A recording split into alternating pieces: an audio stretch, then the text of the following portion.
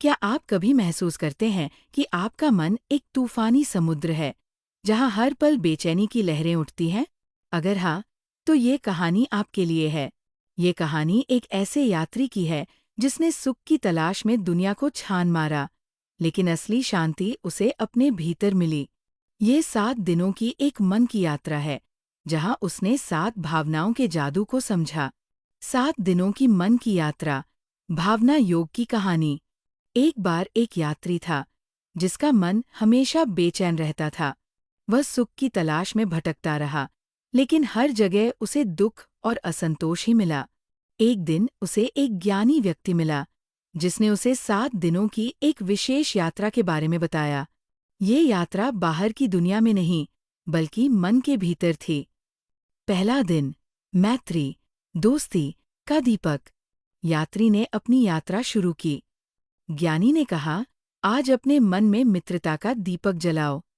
यात्री ने शांत बैठकर दोहराया, मैं सबका मित्र हूँ, सब मेरे मित्र हैं। उसने मन ही मन हर उस व्यक्ति को याद किया जिससे वह मिला था। उसने देखा कि उसके हृदय से एक सुनहरी रोशनी निकल रही है, जो हर किसी को अपने साथ जोड़ रही है। उस दिन उसने जानबूझकर 3 अजनबियों को देखकर मुस्कुराया और एक दोस्त की मदद की। रात को जब उसने अपनी डायरी में लिखा, तो उसे महसूस हुआ कि मित्रता के एक छोटे से प्रयास ने उसके मन को हल्का कर दिया है। दूसरा दिन, करुणा, दया का सागर। दूसरे दिन ज्ञानी ने कहा, आज अपने मन में करुणा का सागर बहाओ।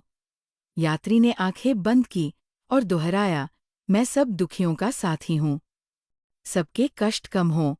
उसने एक भूखे कुत्ते और एक उदास बच्चे की कल्पना की और उनके लिए दया भेजी। उस दिन उसने एक जरूरतमंद को खाना खिलाया और किसी की परेशानी सुनकर सहानुभूति जताई। जब उसने अपनी डायरी में लिखा, आज मेरी करुणा ने मुझे ये सिखाया कि दूसरों का दुख देखकर मेरा मन भी शांत हो सकता है, तो उसे एक अलग ही सुकून मिला। तीसरा दिन, मुदिता, खुशी का फूल। तीसरे दिन ज्ञानी ने कहा, आज दूसरों की खुशी में खुश होने का फूल खिलाओ। यात्री ने मन में दोहराया, दूसरों की सफलता देखकर मुझे खुशी मिलती है। उसने अपने एक सफल मित्र के बारे में सोचा और मन से उसे बधाई दी। दिन में जब उसने एक सहकर्मी की तारीफ की, तो उसे एहसास हुआ कि ईर्ष्या की जगह प्रसन्नता ने ले ली है। रात में उसने डायरी में लिखा, आज मैंने दूसरों की खुशी को मनाकर अपनी खुशी को दुगुना कर लिया। चौथा दिन, क्षमा, माफी की वर्षा। चौथे दिन सबसे कठिन यात्रा शुरू हुई। ज्ञानी ने कहा, आज क्षमा की वर्षा करो। यात्री ने गहरी सांस ली और दोहराया, मैं जिसने मुझे दुख दिया उसे क्षमा करता हूँ।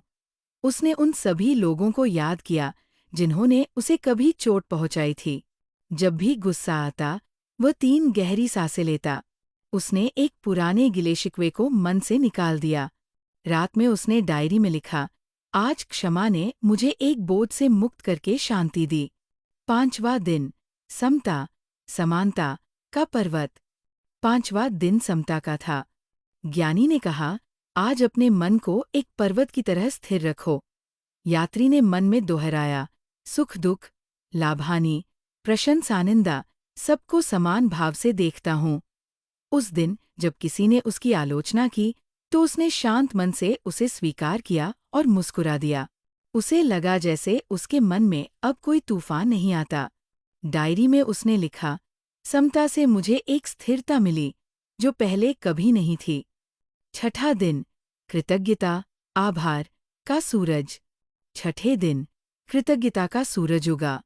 यात्री ने 3 चीजों के लिए आभार महसूस किया, उसका शरीर, उसका परिवार और खाने के लिए भोजन। उसने मन में दोहराया, मैं अपने जीवन के हर उपहार के लिए आभारी हूँ।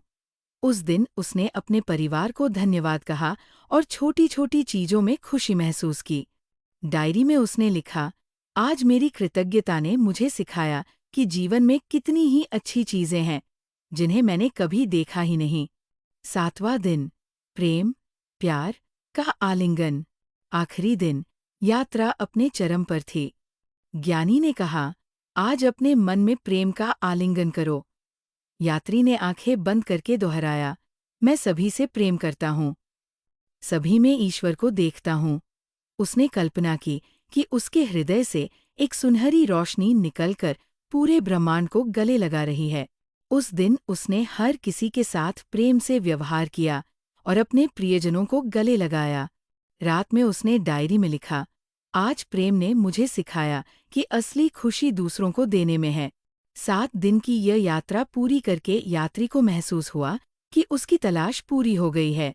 सुख बाहर की चीजों में नहीं था, बल्कि उसके अपने ही मन में था। उसने पाया कि इन 7 भावनाओं का अभ्यास करके वो हर पल शांति और आनंद में रह सकता है। निष्कर्ष, आउटरो।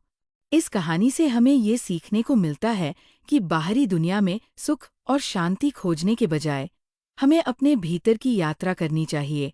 भावना योग का ये अभ्यास हमें दिखाता है कि कैसे हमारा मन एक बगीचा बन सकता है, जिसे हम अपनी इच्छा से सुंदर फूलों से भर सकते हैं। अगर आप भी अपने मन को शांत और खुश रखना चाहते हैं, तो इन 7 भावनाओं का अभ्यास करके देखिए।